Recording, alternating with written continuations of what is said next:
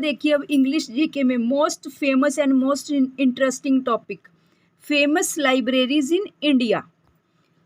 A place in which literary, musical, artistic, or references materials such as books, manuscripts, recording are kept for use but not for sale.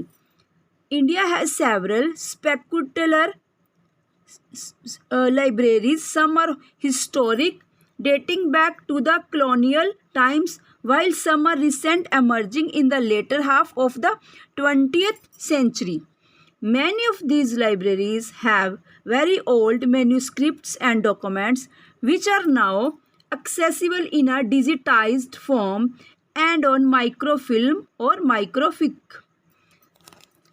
Picture recognise करनी है, उनके बारे में कुछ lines given है और answer लिखना है कि नेम क्या है इस लाइब्रेरी का।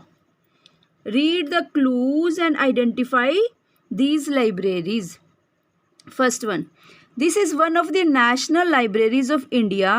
It was opened for public on 5th October 1891 1891 by Khan Bahadur Khuda Bakhsh. Khan Bahadur Khuda Bakhsh. It is situated close to the banks of the Gangas in Patna.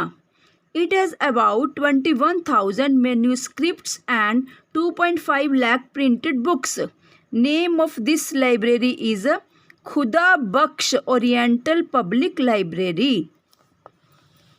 Second देखिए जी,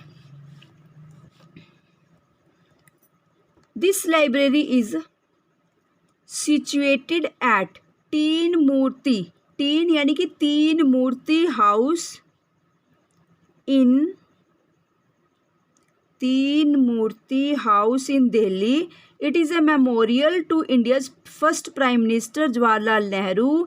It was established with a vision of promoting advanced research on modern and contemporary India. Name है जी इस library का Nehru memorial museum and library. Third वाली देखिए जी. This library was built by Nawab Imad ul Mulk. This library is in Hyderabad, was earlier known as Asafia Library. It is one of the most imposing structures in the city and was granted heritage status in 1998 by INTACH. It is located at Afzalganj on the bank of the river Muzi. It houses 5 lakh books including some rare palm leaf manuscript, यानी कि पत्तों के ऊपर, वृक्ष के पत्तों के ऊपर, ट्रीज के पत्तों के ऊपर भी लिखा हुआ वो भी कुछ स्टोर्ड है यहाँ पर.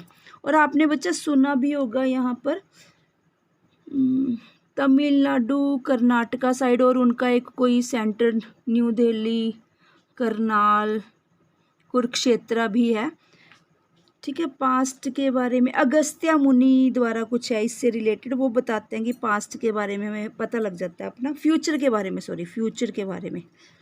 ठीक है, उस रिलेटेड भी कुछ मैन्यूस्क्रिप्ट्स इस लाइब्रेरी में स्टोर्ड है. तभी तो देखिए यहाँ पर तमिल वगैरह की भाषा का ना यहाँ पर है कुछ. तो इस लाइब्रेरी का बेटा नेम क्या है? State central library. चलिए जी, the library on the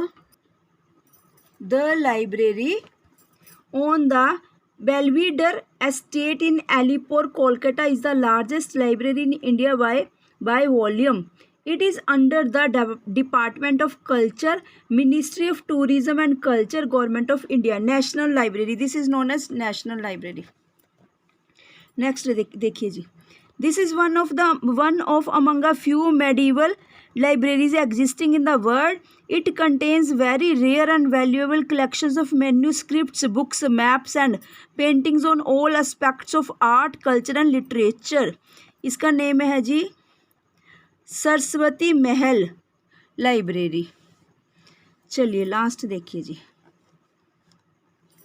This library is the most iconic part of Cubbon Park in Bengaluru. The red building built using red brick and mortar. This library has 2.65 lakh books from 0830 to मतलब इतने पुराने time का भी Braille section भी है, मतलब blind लोगों के लिए भी यहाँ पर उनके रेलेवेंसी में यहाँ पर ब्लाइंड वालों के लिए भी बुक्स मिलेंगी आपको, ठीक है। 0830 to 1900 including a braille section. The collection includes literary classics that are not found anywhere in India. सच में बेटा ये पढ़ के पता लग रहा है कि पूरे इंडिया में इस टाइप का लिटरेचर की बुक्स, ब्रेल की बुक्स या सभी है ना क्लासिकल बुक्स कहीं पर हमें नहीं दिखी कहीं पर भी रीड करने में। यही लग रहा है कि बेंगलुरु में है। यहाँ पर नेम क्या जी इस वाली का?